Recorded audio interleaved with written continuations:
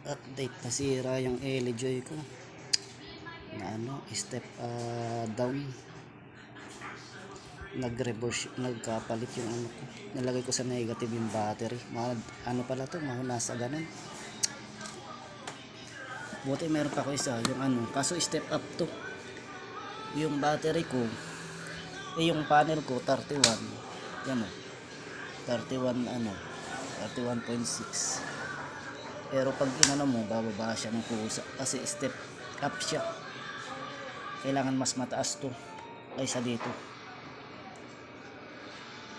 Ito sa kaso yung ko nasira yung isa ko. Kaya bumili na ako dito, PWM. Okay naman, medyo humina nga lang na konti.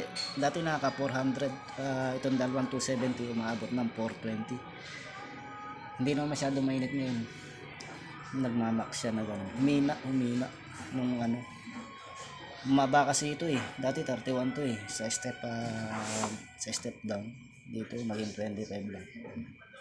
Humina, dati 31 na yan, tapos dito 6 ganyan, or 7, or umaabot, kung maabot ng ito pala 31, tapos to maabot ng 14 pag mainit na mainit. 31 tapos 14 ganyan,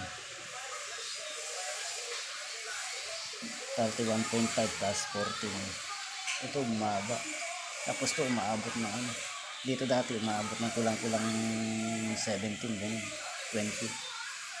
Kaso ngayon umaabot na lang ng ng 13 yata.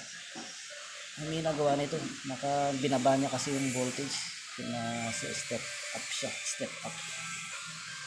Okay na rin, bili na lang ulit ng bago pag try ko yung oil. Kayang-kaya yung 2 kaya. Lakas.